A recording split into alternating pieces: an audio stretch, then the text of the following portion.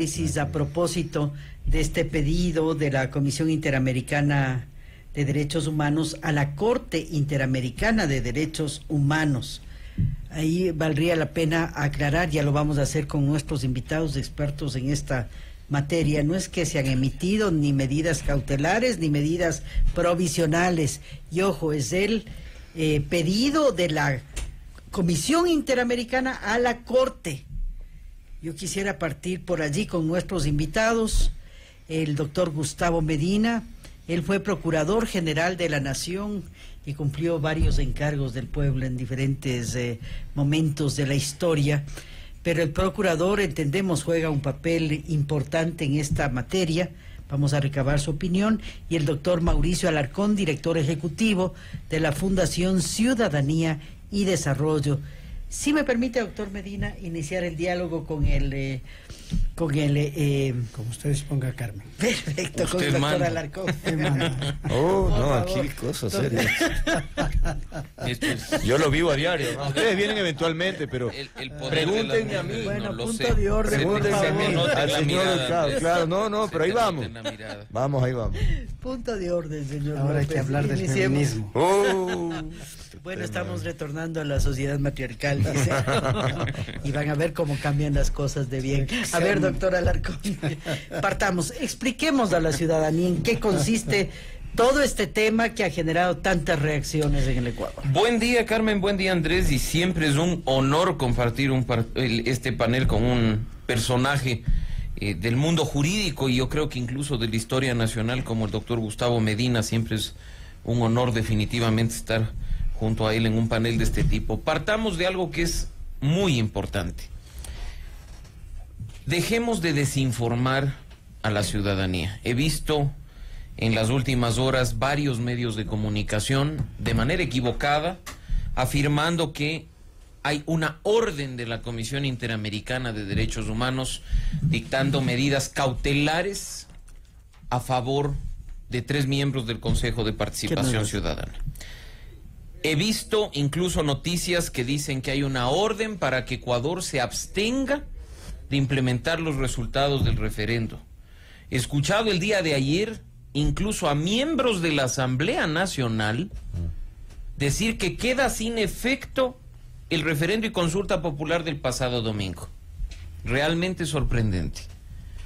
Lo que ha sucedido hace pocas horas es que la Comisión Interamericana de Derechos Humanos, que estaba conociendo un pedido de 3 miembros del Consejo de Participación Ciudadana, el señor Jarrín, la señora Pauker y la señora Vera, recibe un nuevo pedido para que se solicite a la Corte Interamericana de Derechos Humanos el otorgamiento de medidas provisionales. Estamos frente a algo, sí, que pone en riesgo la voluntad del pueblo manifestada el pasado domingo en las urnas, pero que es una acción de trámite. Sí, con la seriedad que debe tratarse una situación tan delicada, no podemos desinformar y manejar conceptos equivocados de cara a la ciudadanía. ¿Por qué? Y esto es sumamente importante. Estamos frente al mismo sistema interamericano de derechos humanos que durante la última década se pronunció, aunque en muchísimos casos con retardo, e incluso en unos cuantos ni siquiera ha llegado a pronunciarse, pero ante el que los defensores de derechos humanos acudimos de manera permanente para señalar las violaciones que ocurrieron en la década pasada. Estamos frente al más alto organismo regional de promoción, protección y defensa de los derechos fundamentales. Creo que ese es el punto de partida. Está muy claro, entonces.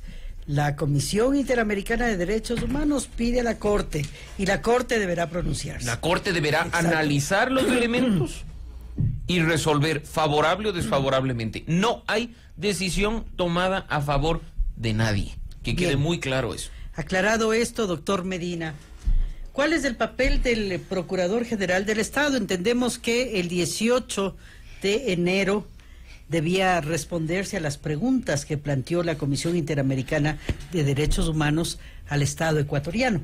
¿Cuál es el rol del Procurador, doctor Medina? Primero, mi agradecimiento por esta invitación, Carmita y Andrés, y el placer de compartir con Mauricio este panel.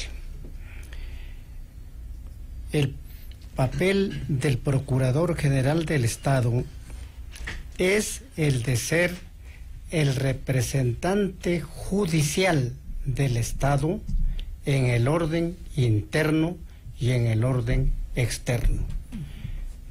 Generalmente se dice que el procurador es el abogado del Estado, es el que tiene que defender en los tribunales de justicia ecuatorianos y en los tribunales internacionales el interés nacional. Y a esto quiero referirme. Cuando el 18 de enero, como usted señala, Carmita, se contestó a ciertos requerimientos de la Comisión Interamericana, se terminó diciendo que se pedía una ampliación de plazo, lo cual me pareció extraño.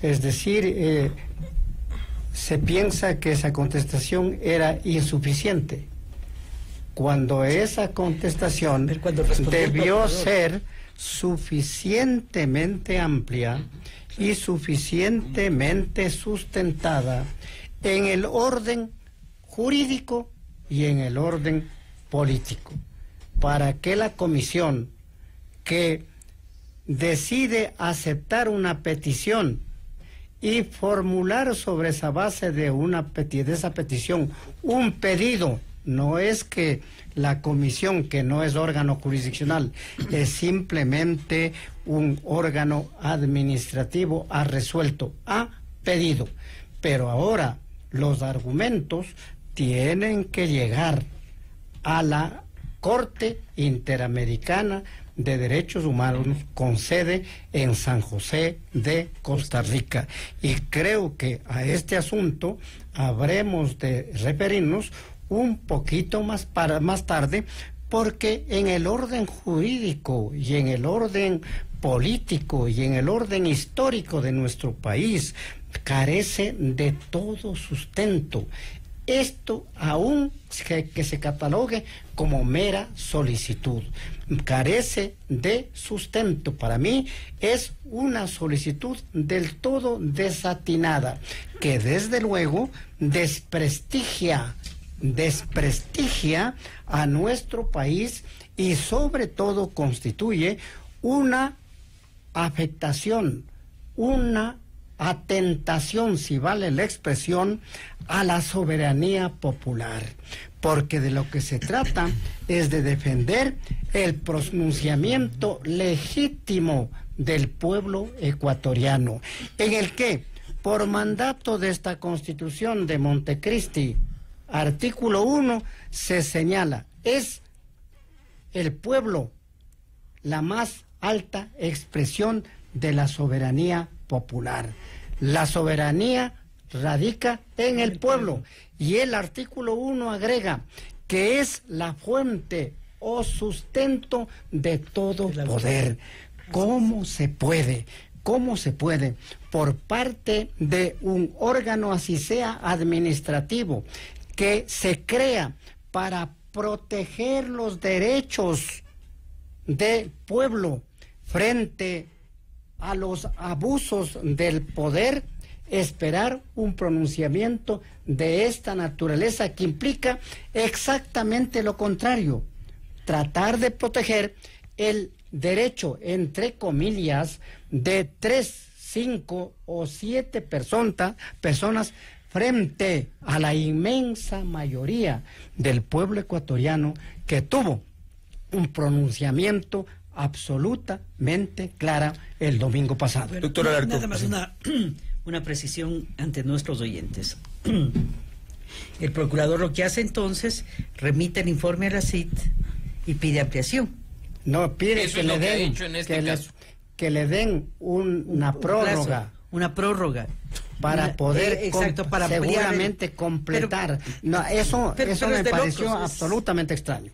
Es de locos. Ahora bien, doctor Alarcón, revisemos un poco el desempeño de la Comisión Interamericana de Derechos Humanos. A propósito, voy a mencionar solo 2 casos que han sido considerados algo polémicos. Por ejemplo, un colega periodista hacía mención cuando se hizo solicitud a la Comisión por el tema de los Tagaer y Taromenanes, a propósito de que se sostenía que su vida misma o la cultura estaba en riesgo. Lo cierto es que la Comisión nunca se pronunció. Daniela Salazar, el día de ayer, presentaba un tuit también recordándonos la solicitud que se hizo a la Comisión a propósito de los ciudadanos cubanos que eran pretendidos ser expulsados. Lo cierto es que la Comisión tardó un mes en pronunciarse cuando ya los ciudadanos cubanos habían sido deportados. En ese contexto, ¿cómo evaluar el desempeño de esta entidad? A ver, no estamos acá, creo yo, para atacar al sistema como tal. Exacto. El sistema es una institución internacional o varias instituciones internacionales que llevan décadas protegiendo derechos de los ciudadanos. En este caso en particular, al parecer, estamos frente a una acción política. Y hay que poner, creo yo, nombre y apellido a quienes están de por medio en esa acción política. La ciudadanía, por ejemplo, con justa indignación, merece saber que el secretario ejecutivo de la Comisión Interamericana de Derechos Humanos es un ex ministro del expresidente de Brasil, Lula. Entonces, ¿quién sabe si de por medio haya, como digo, una acción y una decisión política? La decisión, al parecer, al interior de la Comisión Interamericana no fue por unanimidad, fue con votación dividida. En el boletín que se envía desde la Comisión Interamericana hay una interpretación antojadiza, definitivamente, respecto a cómo desde su criterio se configuran los requisitos de extrema gravedad, urgencia y daño irreparable, que son los 3 que tienen que confluir para el otorgamiento de medidas cautelares o de medidas provisionales. Y ahí viene la sorpresa, como bien señalaba Andrés. Yo afirmaba, ¿cuántas personas han muerto esperando que el sistema interamericano proteja su vida? Ayer el colega periodista mencionaba sobre el caso de los Tagaer y los Taromenane, que ha sido de larga trayectoria en el sistema interamericano. Daniela Salazar, como bien dice, mencionaba el tema de los ciudadanos cubanos arbitrariamente deportados del país. Pero hay muchos otros, ¿ah? Además, hay decenas de casos. En el caso de comunicación ustedes han concurrido por supuesto, varias veces al... pero insisto, por último, si queremos hablar ya de temas más difíciles, hay ciudadanos de la región que han acudido a la Comisión Interamericana a pedir medidas cautelares diciendo, nuestra vida está en peligro.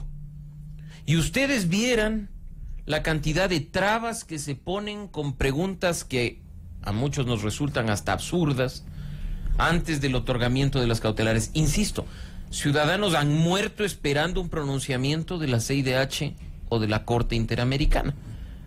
Sorprende la celeridad, por eso digo, yo creo que estamos frente a una acción política.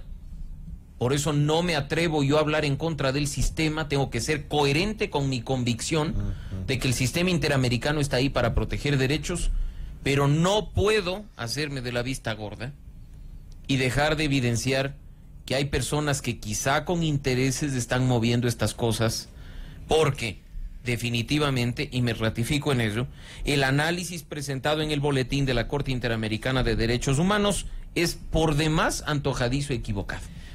Doctor Medina, ¿cree usted que hay la posibilidad de que la Comisión Interamericana de Derechos Humanos haya sido sorprendida con el argumento, por ejemplo, que la Corte Constitucional del Ecuador no logró pronunciarse sobre el tema de la consulta, a pesar de que transcurrieron los 20 días y que la Constitución menciona que si no hay pronunciamiento, pues se presume fallo favorable? Es decir, ¿cree usted que pudo haberse argumentado que la consulta tiene problemas justamente por ese no pronunciamiento específico de la Corte? Ojalá este pedido obedezca a una desinformación. Ojalá así sea, que no hayan influencias de otra naturaleza respecto de los que podemos sospechar. Porque el asunto es absolutamente claro. Uno, La soberanía radica en el pueblo. El pueblo es de la fuente de autoridad. ¿Quién no puede entender esto? Que es sustento de la democracia. Segundo, el pueblo, precisamente porque la fuente del poder tiene un derecho humano fundamental. Ese derecho se llama derecho a ser consultado en todo lo que tiene que ver con la administración pública. ¿Cómo se puede atentar contra ese derecho? Tercero, en esta Constitución se establece la potestad del presidente para convocar. Preguntar lo que crea pertinente, además. Esa convocatoria tiene un trámite. Se envía a la Corte Constitucional para el dictamen de constitucionalidad.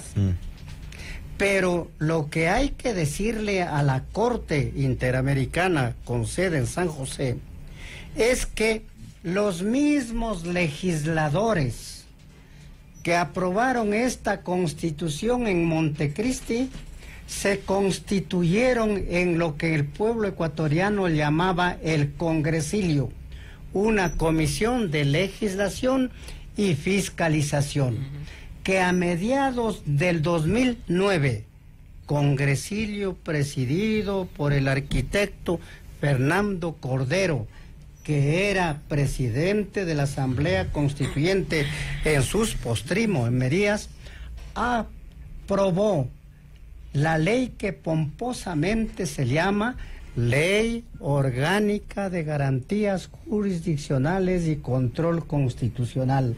Y esos mismos legisladores constituyentes que se constituyeron en legisladores comunes en el artículo 105, si mal no recuerdo, de ese cuerpo legal, establecieron que si la Corte Constitucional no se pronuncia en el término de 20 días, se entenderá que el dictamen es favorable. ¿Quién no entiende también estas disposiciones? Ellos mismos han dicho que esa ley orgánica de garantías jurisdiccionales y control constitucional forma parte del bloque de constitucionalidad. Y entonces nos preguntamos, ¿cómo es que los mismos que aprobaron esto ahora argumenten que hay inconstitucionalidad en la consulta popular? Cuando se produce el hecho que está previsto en el texto de la ley, que en el orden administrativo general se llama efecto positivo del silencio administrativo. Efecto positivo del silencio, que es lo que se produjo.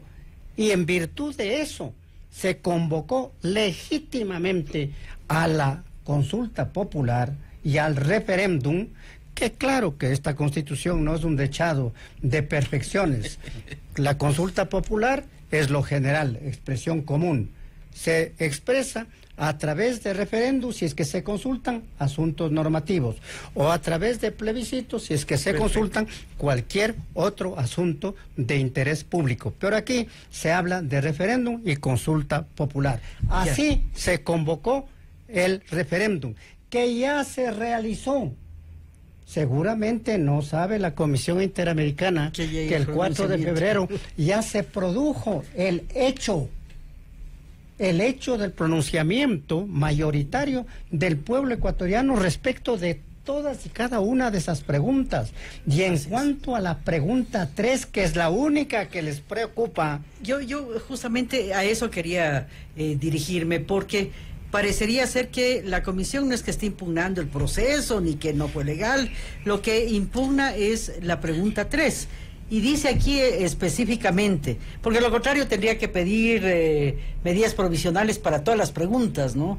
Si es que hablaría de inconstitucionalidad. Ahí, perdón, Carmen, creo que valga la pena aclarar también un asunto, y por eso es que en reiteradas ocasiones he dicho que está en riesgo la voluntad del pueblo manifestada en las urnas. Según los criterios que utiliza la Comisión Interamericana para trasladar esta solicitud de medidas provisionales a la Corte, está precisamente lo que señalaba el doctor Medina: el dictamen previo de constitucionalidad de las preguntas. Si bien es cierto que esto se origina en un pedido puntual de 3 personas respecto de sus derechos y relacionado con la pregunta 3, cuidado, y termina esto de coletazo, impactando toda la consulta popular del pasado 4 de febrero. Debemos tener muy claro que aquí no se está diciendo que la voluntad del pueblo viola los derechos de Jarrín, Pauker y Vera. Se está diciendo que la consulta y el fundamento de la constitucionalidad, que ratifico lo que dice el doctor Medina, parece que la comisión no entendió lo que dice nuestra ley, y que hay, unos les llaman dictamen ficto, otros les llaman silencio judicial o lo que sea, pero hay un pronunciamiento. Claro, porque, termina afectando todo. Claro, porque dice la Corte textual, ¿no? Dice... La comisión. La comisión, perdón. La Corte Interamericana podría valorar, dice la comisión, que el mecanismo de participación popular estaría siendo utilizado para evadir, dice, el procedimiento legal de destitución del actual Consejo de Participación Ciudadana. Asimismo, subraya que se podrían considerar las amplísimas facultades que le otorga al Consejo de Transición, que incluyen, entre otras, la posibilidad de nombrar a diversas autoridades de control, a las más altas autoridades en materia electoral, de persecución penal, y a los miembros del Consejo de la Judicatura, quienes a su vez tienen la potestad de examinar y destituir a todos los... Pero esto está relacionado a la pregunta 3. Lo que preocupa exacto. es el inciso final de ese párrafo, donde se dice: la comisión también mencionó la ausencia de control constitucional previa a la propuesta del referéndum. No está hablando de la pregunta 3. Claro. Y dice, como elemento que podría ser valorado por la Corte. Insisto, cuidado de coletazo, estamos frente a un intento de vulnerar la voluntad del pueblo manifestada en las urnas el pasado 4 de febrero. Y una consulta también puntual. ¿La comisión es normal que haga esto, que difiera la consulta a la Corte, o la comisión pudo haber tomado alguna decisión al respecto? Cuando una instancia, digamos, como la Comisión Interamericana, recibe el pedido de medidas cautelares, tiene que conocer, pedir información al Estado, recibe esa información, coteja la información, hace las averiguaciones y toma una decisión. En este caso, antes de que llegue esa decisión de la comisión, a la que, por cierto, insisto, estamos acostumbrados a que tome meses, incluso en algunos casos años, los consejeros de participación ciudadana presentan la solicitud de medidas provisionales. La comisión por sí sola no puede decir, ay, mandemos esto a la Corte. Tiene que intermediar el pedido de la víctima. Entonces, en este caso, las 3 personas solicitan medidas provisionales. ¿Qué es lo que hace la comisión? Una evaluación previa para ver si procede. Esa evaluación es la que consta en el comunicado al que nos hemos estado refiriendo en los últimos minutos, y pasa a la Corte, quien deberá ya conocer a profundidad si se reúnen o no los requisitos de extrema gravedad, urgencia y daño irreparable. Bien, doctor Medina, y el tiempo se nos hace tan cortito. ¿Cuál debería ser la respuesta en derecho, técnica, que efectúe el Estado ecuatoriano? Ayer se conformó una comisión, esta comisión iría a la Corte Interamericana en San José de Costa Rica. ¿Cuáles deberían ser los pasos legales para demostrar, como dice el portal Los 4 Pelagatos, el Ecuador tiene suficientes argumentos para demostrar a la comunidad internacional de la legalidad de las acciones y sobre todo del mandato del pueblo ecuatoriano en las urnas, doctor Medina? Déjeme decirle primero, Carmita, que a mi juicio esta comisión debería estar integrada, aunque esta opinión resulte tardía, por personas absolutamente versadas en asuntos jurídicos nacionales e internacionales. Expertos en la materia. Verdaderos expertos en la materia. Y creo que tenemos suficientes en nuestro país, porque no es asunto de ir a repetir la democracia, la participación es asunto de demostrar que la soberanía radica en el pueblo, que el pueblo es la fuente de todo poder público, que por eso mismo el pueblo tiene derechos de participación. Entre esos derechos de participación está el derecho a ser consultado y está el derecho, la potestad suprema de fiscalizar a los órganos del poder público. Y lo que ocurrió el 4 de este mes es una fiscalización de la acción cumplida por este famoso Consejo de Participación Ciudadana en los años que ha supervivido. No es que, como dicen, se ha cambiado la estructura de la Constitución o del Estado. Este Consejo todavía subsiste. Ojalá no existiera. Yo personalmente he sostenido aquí mismo y en otros medios que ese Consejo, que es una creación artificiosa, debe desaparecer, pero según la consulta sigue subsistiendo. Lo único que se hizo es terminar los periodos de los vocales de ese Consejo, que implica fiscalizar la acción de ese Consejo, y no nos vamos a referir a lo que han hecho durante su gestión, designando simplemente a funcionarios vinculados con la fuerza política en el poder, como si ese fuese el único mérito para poder ejercer estas altas funciones. Esto es lo que tiene que decirse de manera sustentada, de manera fundamentada, con facilidad inclusive de expresión, para que los vocales, aunque pienso que son muchos de origen latinoamericano, entiendan la idiosincrasia política, si así se puede llamar, del pueblo ecuatoriano, que ya se ha pronunciado, y el pueblo ecuatoriano requiere respeto. Y en ese sentido, con eso vamos concluyendo, doctor Alarcón, se nota que se trata de un tema de país, y esto lo digo porque hay pronunciamientos de expertos en la materia en derechos humanos que ofrecen sus servicios para defender la causa. Solo por mencionar a Daniela Salazar, Catalina Botero, la colombiana, Juan Pablo Albán, Ramiro García, María Paulina Araujo, Ramiro Ávila, son algunos de los nombres de quienes están ofreciendo voluntariamente sus servicios para defender esta causa, insisto, que se nota es de país. Ahora bien, yo quería preguntarle sobre lo que usted mencionaba hace un momento, sobre los requisitos. ¿Encuentra usted indicios para hablar de que en Ecuador vivimos una situación de extrema gravedad, de urgencia, de daño irreparable? Es decir, la democracia está en riesgo en el país. Partamos de un punto. Estos requisitos de extrema gravedad, urgencia y daño irreparable no se analizan en función de la democracia del país. Se analizan en función de la situación de los tres peticionarios. Entonces, los señores que están solicitando las medidas provisionales se encontrarían a criterio, sorprendentemente, de la Comisión Interamericana de Derechos Humanos en una situación de extrema gravedad, urgencia y daño irreparable. Para quienes estamos años peleando derechos humanos en el sistema, esto nos resulta realmente sorprendente. Cuando nosotros hemos enviado pedidos de medidas diciendo la vida de este ciudadano corre peligro porque está amenazado de muerte, y ahí sí se configura extrema gravedad, urgencia y daño irreparable, y digo especialmente lo último, ¿por qué? Porque si lo matan, no lo podemos volver a la vida por una decisión judicial o por una decisión del sistema interamericano.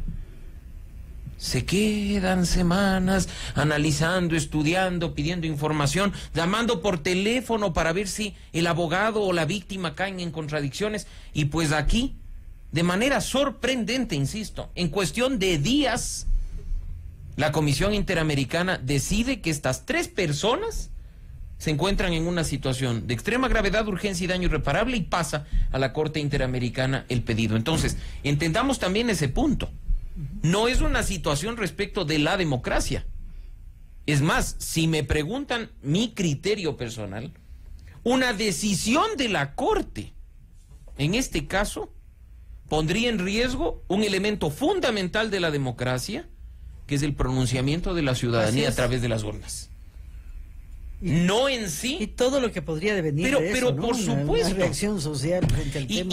Y más allá del tema que escucho yo de defensa de Estado, de soberanía, referirme a lo que mencionaba el doctor Medina hace un rato. ¿Qué tanta importancia le está dando el gobierno ecuatoriano a esto?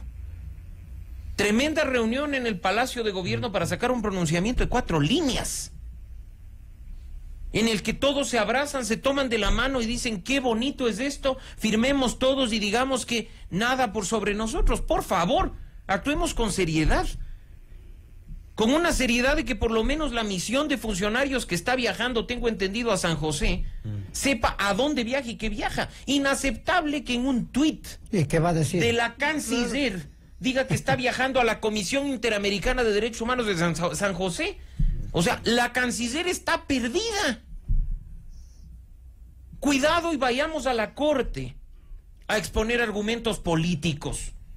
Claro, como fue antes. Porque ya nos han tenido durante la última década cansados de escuchar en la Comisión Interamericana argumentos políticos que de ninguna manera justifican temas en donde la democracia sí está en riesgo. Los jueces de la Corte Interamericana, por muy Patricio Pazmiño que sea, no están ahí para escuchar que tenemos carreteras, que la revolución ciudadana o que... No, señores, esto se defiende apegado a derecho. Tiene que ir gente capacitada y apta a defender, no al Estado, porque aquí se confunde mucho Estado y gobierno y hay gente que está pensando que esto es una defensa gubernamental. Aquí están en juego los derechos de los ecuatorianos que se han manifestado como manda la Constitución a través de las urnas. Ahora bien, y finalmente, doctor Medina, aparte de lo que usted quiera comentar, me pregunto, visualizando el peor de los escenarios, digamos que la Corte Interamericana falla o se ratifican aquello, ¿el gobierno ecuatoriano qué? Es decir, no puede desentenderse del pronunciamiento popular. Digamos que se ratifica, lo siento, pues el pueblo ya se ha pronunciado, pero queda en entredicha la situación del país internacionalmente.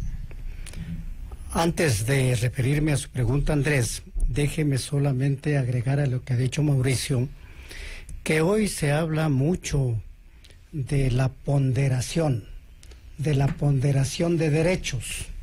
Y ocurre que quieren convencernos que los derechos de 3 personas prevalecen sobre los derechos de millones de ecuatorianos. Eso cuantitativamente no es sostenible, aparte de las consideraciones de carácter cualitativo a los que ya nos hemos referido. En lo que toca a su pregunta, Andrés, viene a mi memoria el decir popular: en todas partes se cuecen habas. Y yo sí podría preocuparme, tendría temor de un pronunciamiento atendiendo positivamente la petición. Ya nos ha dicho Mauricio que en la comisión hay un exministro del señor Lula. En la corte hay un ex vocal del Tribunal Constitucional o de la Corte Constitucional del tiempo del economista Correa. De suerte que uno no puede dejar de preocuparse por un pronunciamiento que sería monstruosamente absurdo, monstruosamente absurdo, que a quienes hemos sostenido la necesidad de la vigencia de estos órganos del poder internacional para preservar los derechos humanos nos llevarían a dudar de la bondad del sistema, que nace, vuelvo a reiterar, para proteger los derechos humanos del pueblo, de los pueblos, frente a los abusos de los detentadores del poder, no a la inversa, proteger los derechos de los detentadores del poder contra los intereses y los derechos de los pueblos. Si eso es así, entonces estamos en el mundo del absurdo. Bien, Muchas gracias a nuestros invitados. Así es, defender los derechos de 3 ciudadanos que están pensando ya en las indemnizaciones, de acuerdo a las declaraciones. Muchas gracias al doctor Medina y al doctor Alarcón por habernos acompañado esta mañana. 7:43, un paréntesis, ya venimos.